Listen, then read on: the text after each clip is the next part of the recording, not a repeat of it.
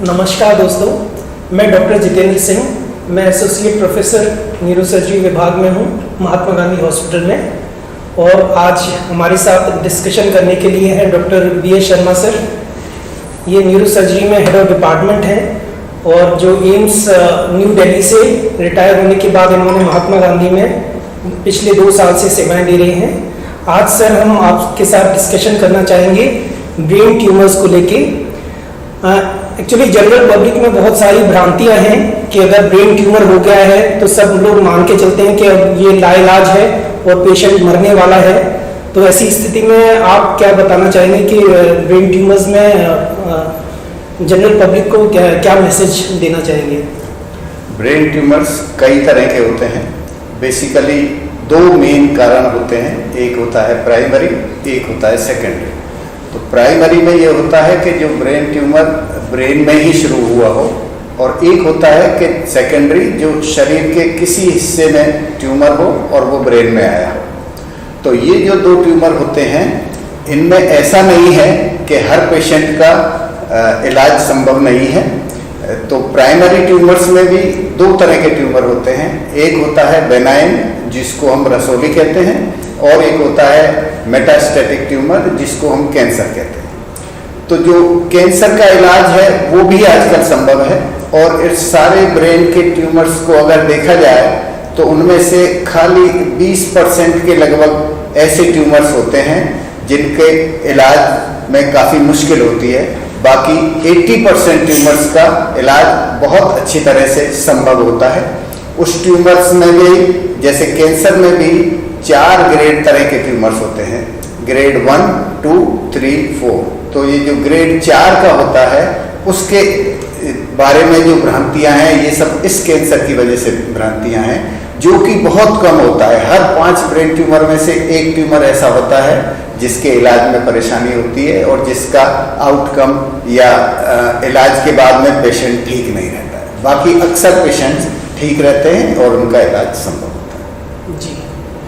और सर एक मैं पूछना चाह रहा था कि जो मरीज आपके पास आते हैं ब्रेन ट्यूमर्स के, वो नॉर्मली क्या कंप्लेंट लेके आते हैं? तो जो ब्रेन ट्यूमर के मरीज होते हैं वो एक तो सिर दर्द, अक्सर वो सिर दर्द की कंप्लेंट करते हैं, लेकिन हर सिर दर्द के मरीज में ब्रेन ट्यूमर हो ये जरूरी नहीं है।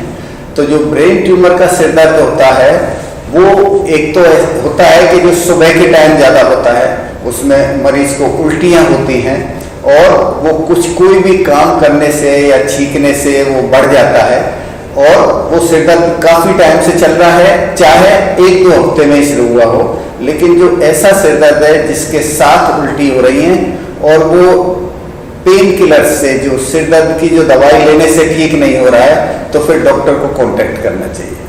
दूसरा होता है कि मरीज को दौरे पड़ना। तो किसी भी मिडिल एज में, जैसे 20-25 ईयर्स के बाद अगर किसी को पहली बार दौरा पड़ता है तो उसको जरूर न्यूरोसर्जन को दिखाना चाहिए, उसको ब्रेन ट्यूमर हो सकता है।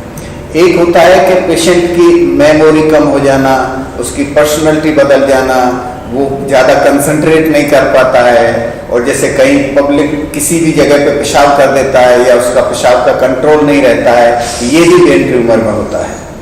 और जैसे पेशेंट को चलने में, जैसे कोई शराबी चलता है, इस तरह की परेशानी होती है, और या बैलेंस नहीं बनता है, और किसी को सुनने में परेशानी होती है, आँख की रोशनी की कोई परेशानी होती है, तो इन पेशेंट्स में भी ब्रेन ट्यूमर हो सकता है। तो इस तरह के ये जो मैंने सिम्टम बताए, इनमें से कोई भी अगर ऐसा सिम्टम हो तो पेशेंट को डॉक्टर को जरूर दिखाना चाहिए। जी।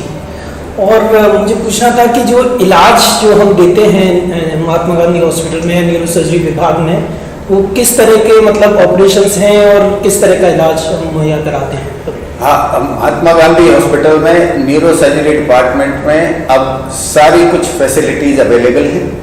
यहाँ वो हर इक्विपमेंट जो एक बड़े से बड़े हॉस्पिटल में होना चाहिए वो है, सारी सुविधाएं यहाँ हैं। और इसी तरह से अब आए दिन डिफ़िकल्ट से डिफ़िकल्ट, जटिल से जटिल ब्रेन ट्यूमर का इलाज यहाँ किया जाता है, और जो कि बहुत अच्छे रिजल्ट्स पे, जो कि पूरे देश में जो रिजल्ट होते हैं, जो अंतर्राष्ट्रीय जो रिजल्ट्स होते हैं, उनके समकक्ष हम रिजल्ट्स दे रहे हैं। और उनका ट्यूमर का इलाज बहुत अच्छे और आसानी से किया जाता है।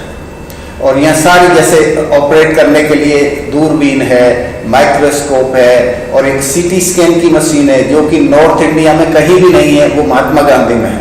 इस मशीन से ऑपरेशन के बाद करके ये देख सकते हैं कि भाई ट्यूमर अगर कोई रहा है या रहा है तो किस तरफ रहा हुआ है, तो उसको फिर वापस निकाल सकते हैं। और भी जो सुविधाएं होती हैं, जैसे ऑपरेशन के टाइम पे हम वहाँ ये देख लेते हैं कि ये शरीर के कौन से हिस्से में इफेक्ट कर रहा है, तो उस हिस्से को बचा के ट्यूमर को सेफली निकाल लेते हैं, जिसको कि हम मॉनिटरिंग कहते हैं। ब्रेन की मॉनिटरिंग करके हम उस ट्यूमर को सेफली निकाल लेते हैं, जिससे पेशेंट को लकवा वगैरह नहीं होता है पोस्ट ऑपरेटिव पीरियड में। जी, और कुछ न्यूरो नेविगेशन भी आप कह रहे थे, जैसे नेविगेशन भी है हमारे। नेविगेशन का ये फायदा होता है कि नेविगेशन लगा के हम उसी जगह उतना ही छोटे चीरे से ही उस ट्यूमर को निकाल सकते हैं। जैसे पुराने टाइम में जो ऑपरेशन होते थे, बड़े बड़े इंसिजन देख के फिर ट्यूमर को निकालते थे, तो अब वो नेविगेशन की मशीन से हम ऊपर सिर के ऊपर ही उस मशीन के प्रोब को रख के और ये पता कर लेते हैं कि किस हिस्से में है और कितना बड़ा ट्यूमर है, तो उतना ही चीरा दे करके उसको निकाल लेते हैं। और बाद में भी वो हमें मदद करता है कि भाई ये पूरा ट्यूमर निकल गया है या ट्यूमर किस तरफ जा रहा है, वो हमें ट्यूमर निकालने में बहुत मदद करता है। जी, और सर जो हम सेवाएं, जो फैसिलिटीज़ जो महात्मा गांधी हॉस्पिटल में हैं, शायद ये आज समकक्ष में किसी भी बड़े एम्स या और किसी अस्पताल के मुकाबले शायद सारी फैसिलिटीज़ अब महात्मा गांधी हॉस्पिटल प्रोवाइड करा रहा है। हाँ, जो भी न्यूरो सर्जरी के लिए फैसिलिटी चाहिए होती हैं, जो एम्स न्यू दिल्ली में है, वो सारी फैसिलिटी अभी हमारे पास यहाँ मौजूद है। जी जी सर, और ये थी जानकारी ब्रेन ट्यूमर्स के रिलेटेड जो सर ने हमारे साथ शेयर करी हैं, और आप सभी को हमारी तरफ से बहुत बहुत धन्यवाद। थैंक यू दोस्तों, बहुत बहुत धन्यवाद। और इस संदर्भ में, ब्रेन ट्यूमर के संदर्भ में और अधिक जानकारी के लिए हम लोग आपके साथ बने रहेंगे और फिर आपस से बातें करते हैं। थैंक यू, नमस्कार।